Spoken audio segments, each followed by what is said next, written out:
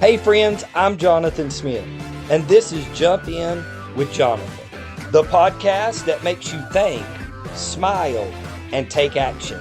Are you ready to jump in this show with me? Let's go. Hello, friends. Welcome back to Jump In with Jonathan, the podcast where we go deeper than headlines, memes, and surface level conversations. We jump into the real issues shaping our world today. First of all, I want to say thank you so very much for coming back and listening to another great episode of our podcast. I couldn't do it without you guys. Thank you for all the likes, the shares, the support that you guys send in each and every week when we upload a podcast episode. I am very grateful for that. I also want to say happy Thanksgiving to you and your family, and I hope that you have a very blessed Thanksgiving. But today's topic hits different. Every generation, every personality, and every lifestyle is going to deal with what I'm talking about. It is called loneliness. Not the kind of feel when you're actually alone, but the loneliness we feel even in crowded rooms, even online, even when we're surrounded by people that we love. We are living today in the most connected time in human history.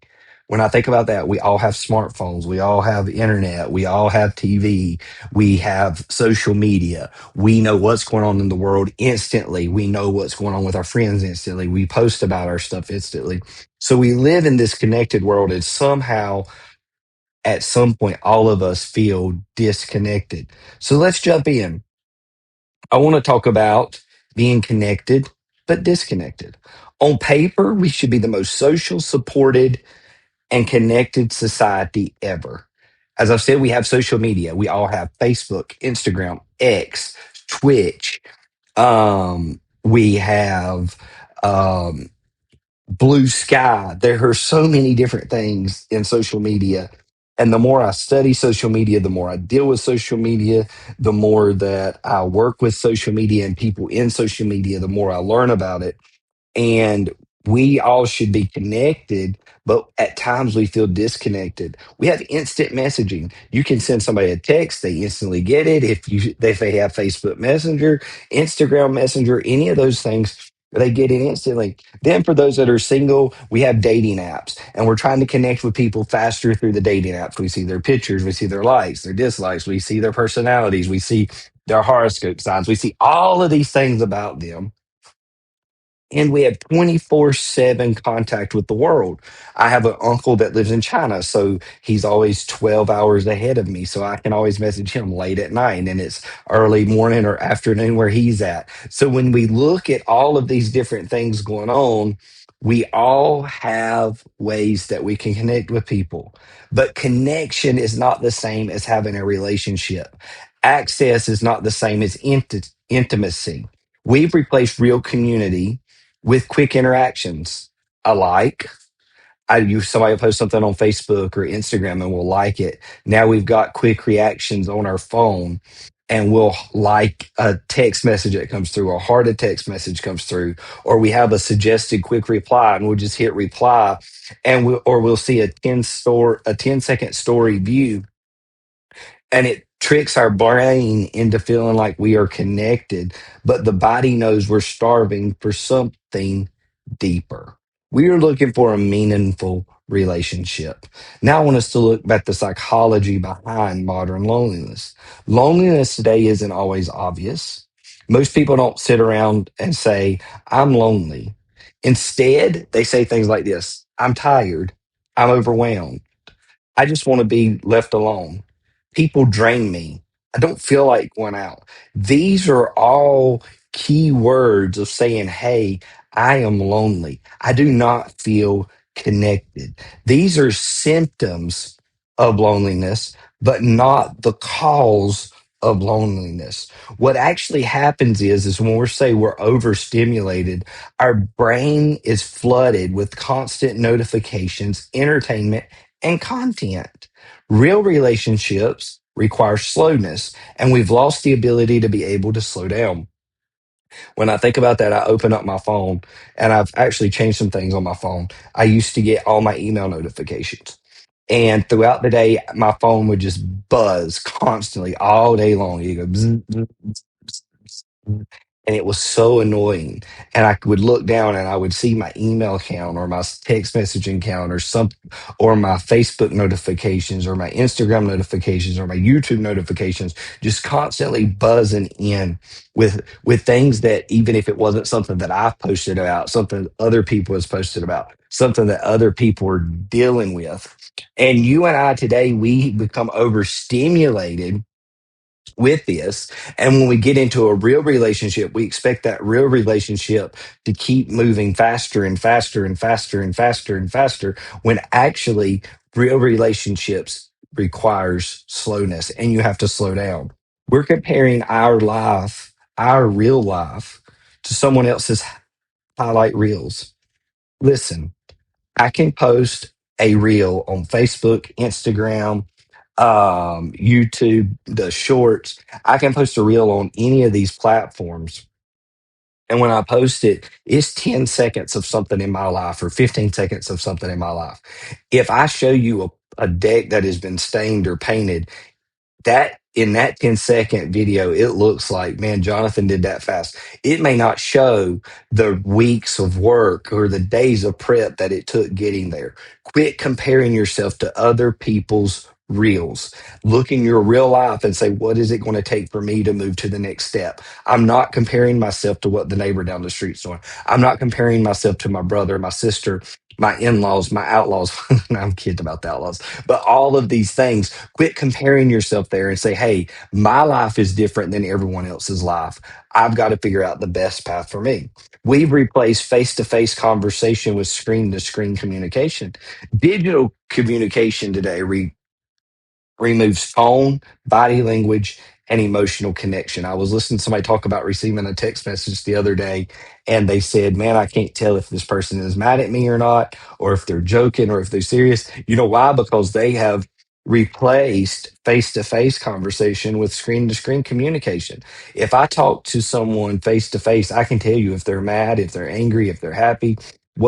I can tell you little key points of their life, of things that I'm recognizing. But when they are sending me a text, I cannot tell if they're happy, if they're sad, if they're aggravated. It is hard to tell in that. I can send a short reply to someone in a text message and they say, oh no, I've ticked Jonathan off. Jonathan's not talking to me. Jonathan's this. I could be extremely busy when I reply to that text message, but you think that I'm mad because I send a short reply back to you. We are in a day and age that um we have replaced the screen to screen communication with face to face conversation, and it's not the same. Being in a Zoom meeting is not the same as being in a conference room meeting. Being on a Zoom call is not the same as sitting in an office or sitting across the desk from someone and having a real interaction with them.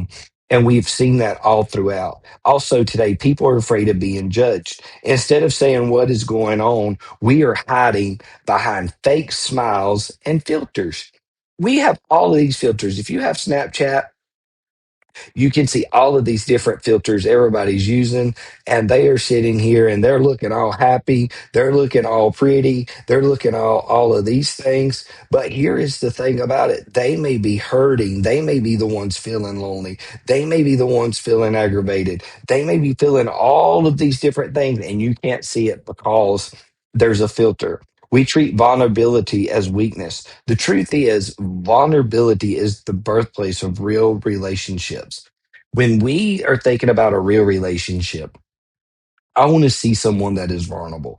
I have a lot going on in my life, and uh, I do a lot of different things in my life. So it's hard for me to show my vulnerable side. But when I do open up and I show my side that not everyone gets to see, they're all like, man, Jonathan is really a human. Jonathan really has a heart. Yeah, Jonathan is going through all of these different emotions, and we are so aggravated when people do not show their vulnerability because they're afraid of the weakness. And I'm going to tell you, be real. Um, to your friends, be real with your family, be real with other people around you. We are in a day and age that everybody wants to be fake, everybody wants to act like they're okay, but not everybody's okay. I want you to sit down if I come across you and open up and talk to me and tell me what's going on in your life. I want you to show me that vulnerable side because that shows me that you trust me, that shows me you're looking for support, that shows me you're looking for help, that shows me all of these key things that you are missing in your life. All right, now I want to talk about disappearing from third place. Sociolog- Sociologists talk about third places. First place is home, second place is work, third place is the space where community happens. Coffee shops, churches, gyms, barbershops, dinners, rec centers, and all these things. But here's the problem: the third places are dying. Oh, this is so true. Everything is online, delivery, remote, isolated. You can go to church remote. You can order your coffee online. You can't go to a barber online and you can't go to the gym. Well, you can do your workouts at home now. Um, and we're seeing everything is online, everything's being delivered, everything is remote, everything is isolated. Even the things we used to do with people like shopping, workouts, eating, we now do alone with a phone. That is not healthy. Community is not built by convenience, but is built by contact. And today, you cannot expect to overcome your loneliness if you're having all of your food delivered, if all you're doing is living on social media, if all you're doing is viewing your church services remotely, or if you're isolating yourself from friends and family. We have to be able to work together and we have to be able to connect, step outside of our comfort zone, and do things that we normally wouldn't do. Here's the next to last one. We're lonely but never admit it. Let's be honest here. Most adults don't admit loneliness because it feels embarrassing, it feels like failure, it feels needy, or they don't even realize what it is. Loneliness does not look like being alone. Loneliness looks like feeling unseen. There are people today that thinks they're lonely because they only have 20 followers on Instagram or 2 followers on YouTube or they only got 5 likes on a Facebook post. That is not loneliness. That just means you haven't broken the algorithm on these channels yet. Loneliness is sitting in a room, 4 walls around you, being by yourself. Loneliness is being with your friends, but being not being connected with your friends. People say, "Well, I don't understand. I hang out with my friends and I still feel lonely." Was you on your phone the whole time? Was you scrolling through Instagram the whole time? Was you scrolling through Facebook the whole time? Was you scrolling through text messages the whole time? Was you doing all these things? Well, yeah, I was. Well, that's why you felt lonely. You didn't take the time to disconnect from the virtual world to be in the real world. Loneliness today looks like having 3,000 followers, but no one to call in an emergency. And that is true. Posting your feelings online, hoping someone understands. And there will be people that don't understand, but they'll never reach out and tell you that they understand. You know why? Because they don't want you to know they're lonely too. Being in a relationship, but feeling disconnected. We feel disconnected in relationships today because we're not taking the time to disconnect from the virtual world. We need to quit comparing our relationships to other people's relationships. We hide everything behind jokes. We isolate ourselves just to avoid drama. This is the loneliness nobody talks about. You say, "Well, you've talked about all of these things of loneliness. How do I overcome it?" Good. Here's ways to fix it. And these are real ways, not generic advice. I hate generic advice. I'll ask somebody a question, it'll be a yes or no question, and they'll say, "Oh, do what you want to do." No, no, no, no, no, no. That ain't what I came to you for. I came to you for real advice. I came to you to ask you what you would do, how you would react, how you would respond. Have one real conversation a day.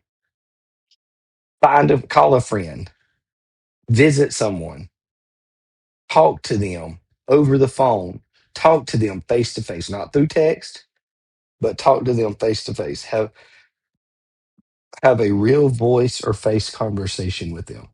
Better yet, if you can't see them in person, FaceTime them. That requires you to disconnect from what you're doing because they can see that you're not, they can see that you are sincere about talking to them. Stop waiting for people to check on you. Most people are fighting their own battles because the one who initiates it. Do not wait on someone to check on you. I was at a family get together a few months ago and this lady come by me and she said, "You never come to my house. You never call me. You never text me." And I said, "The cars go two ways and the phones go two ways and the text messages go two ways." She felt lonely. She told me that she felt lonely, but the reason she felt lonely is because she has isolated herself from her family. She's waiting on us to check on her instead of reaching out to us as well. Spend less time connected and more time in the present. Turn your phone off during meals, during drives, during hangouts. I'm getting more and more and more. I'm getting to where I do not check my phone when and this is terrible, when I'm driving. You know why? Because I use that time to clear my mind. I use that time to vent, to think about my day, disconnecting from the virtual world. Build or join a community. It doesn't have to be deep at first. Try going to the gym. God knows a lot of us need to go. I need to go myself. Find someone in a hobby group. Join a sports league. One of the greatest things I did this past summer was coach the softball team. I totally enjoyed that. A book club. Volunteer. Say, I don't know where to volunteer at. Call your local food pantry. Call your local churches. Call different organizations that are looking for volunteers. Go to local events, go to fall festivals, go to Christmas shows, go to all of these different things because showing up consistently will build consistency of what is going on in your life. Be the version of yourself that you want to attract. If you want deep friendships, be real.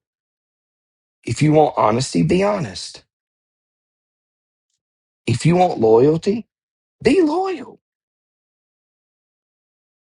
We don't want fake friends. We don't want fake things in life. If we want fake things in life, join, we would just stay connected behind social media. But let's be real. Here's my final thoughts, and I'm done.